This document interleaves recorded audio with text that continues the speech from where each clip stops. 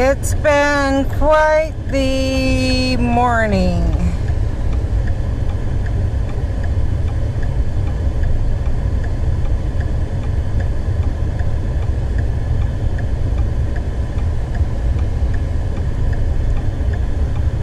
Not sure if I copied it, so I'll copy it again to be sure.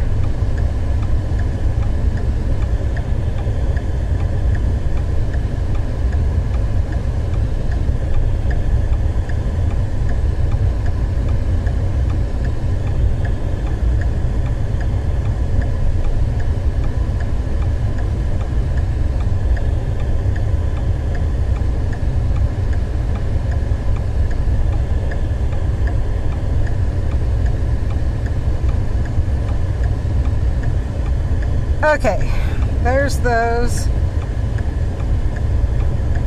Share to Facebook. Search for.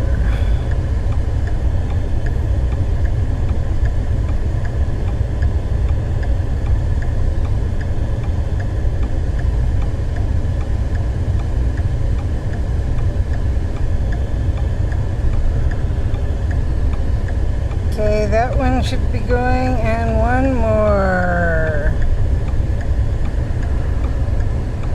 That seriously did not send. Delete that. I'm gonna stay till it sends again. Hopefully this time it'll behave. I tried to send a message in the hospital, and I don't know if something accidentally blocked in the hospital or what, but... And of course it's not gonna send. I don't know why. Well, I'll go, and if it doesn't send, it doesn't send. There's not much I can do. There we are. It's been an interesting day so far, to say the least.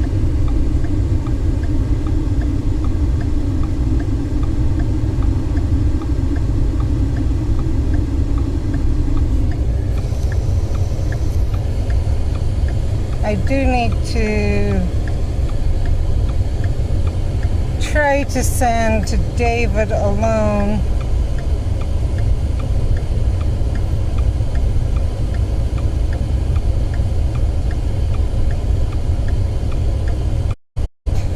That one sent. I don't know why the other one doesn't want to send. Okay, there we go. Now let's see. Actually, do I want to go this way? No, I'm going to go this way.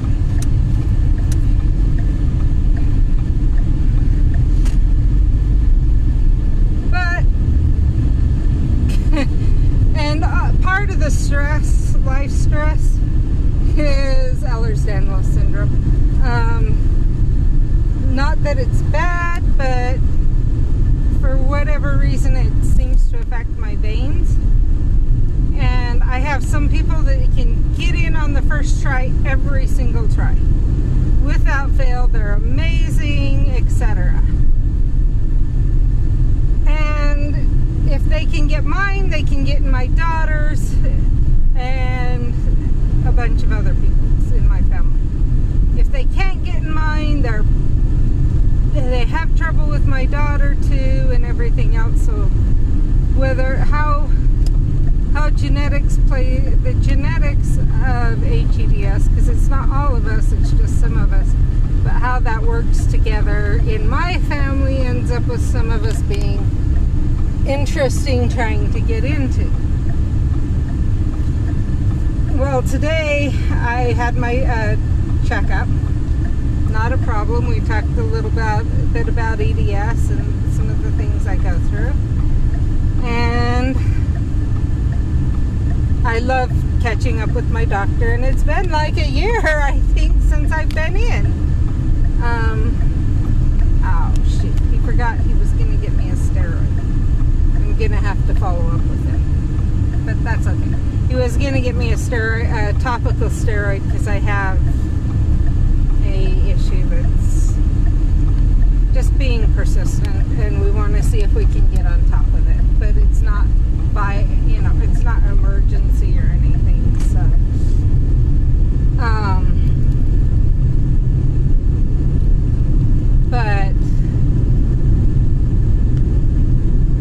the doctor, as they always do with wellness checkups. He wanted some blood run, and I was going to get my blood taken today anyway for the Ehlers-Danlos Hedge study. And so the nurse for that met at my doctor's office. Thank goodness, in a way. She tried twice. One nurse at the doctor's office tried twice, and then another nurse tried once. And Ryan had said if they can't get it in 5 pokes, they need to send me up to Logan Regional. They got 1 vial out of what they needed, and that was it. Well, went up to and they claimed I was way too dehydrated and whatever else, and it didn't make sense to me. Went up to the hospital, first poke, and she got almost all the vials. Next poke, and she finished it off. And I asked her about being dehydrated, and she said no. And I mentioned that they had said I needed to drink before I went, and I hadn't felt comfortable with that. And she's like, it wouldn't have done you any good anyway. It wouldn't have kicked in for about 24 hours. So there was no reason for them to tell you that. You weren't dehydrated. It was flowing fast.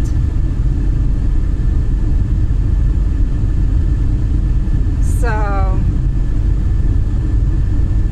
that was interesting.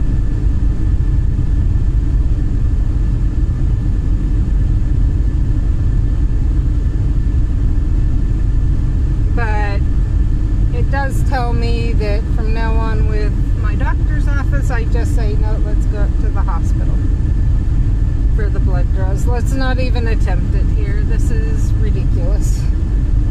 You're back to nurses who don't know, one, what they're doing, and with people, with me and my family. I'm not saying they don't know how to draw blood. They, I'm sure, get with 90 to 99% of the people, they get in just fine, I'm sure. It's just however my body makeup, whatever's caused my body makeup, which likely has something to do with EDS a little bit, and could have other things too, but likely partway EDS. They can't get in. And I have heard it's a bit more common with EDS to have hard pokes. But it's hard for me to say for sure I'm a hard poke, because I've gotten many who all it takes is one try and they're in. And they are poking around, and they take their time to find the right vein, and they have said before they have to secure it to make sure it doesn't roll. But other than that, they're right in. And that's even when at times I've been dehydrated from hyperemesis during pregnancy. And they're right in. And it's, when I may have lost 20 or 40 pounds in a couple of months. 20 to 40 pounds in a couple of months, so a good amount of water weight. And they're right in without an issue. So I know that it's not necessarily dehydration. And then they said they felt that the blood was just too thick, and the hospital said no, it came out really easy. You are not dehydrated. So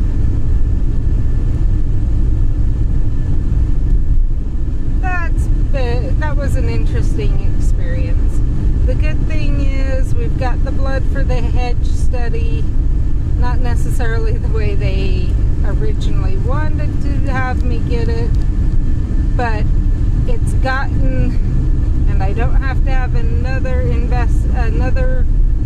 nurse come out and try and draw it again, and then maybe another nurse, and who knows what else. The other problem was trying to find the ID number. We ended up with 3 different ID numbers, and hopefully the last one she sent is the correct number.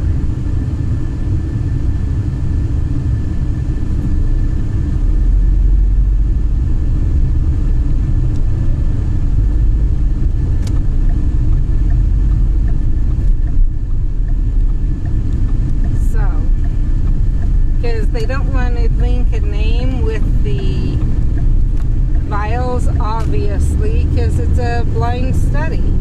They're trying to find the gene. They don't want any indication of who the person is to get to the people running the study to possibly have them look in certain areas. They don't even want them to know what area of the country they're from if they can avoid it, because there could be more than one genetic component, and so they want to find the genetic component or components of HEDS, or find out if there are other types of EDS that are at this point undiagnosed or unknown, that just fall under the HEDS diagnosis right now. Running these studies has come up with one type of subtype of EDS, other than the ones in the 2017 diagnostic criteria.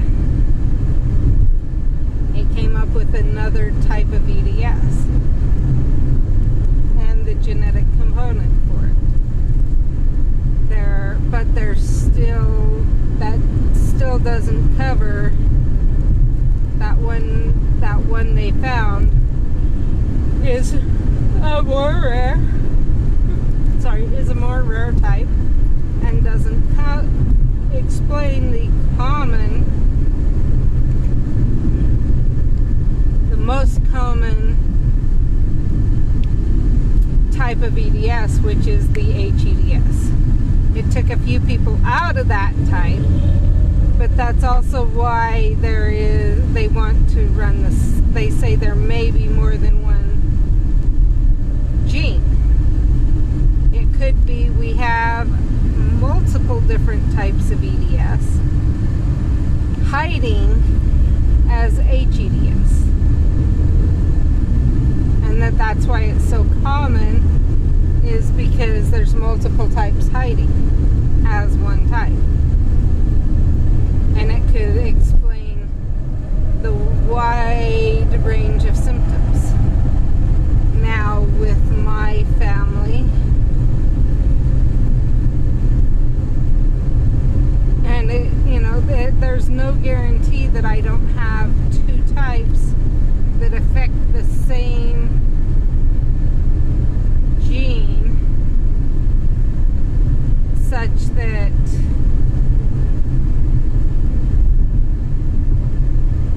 all I had to give was that. Was a faulty gene.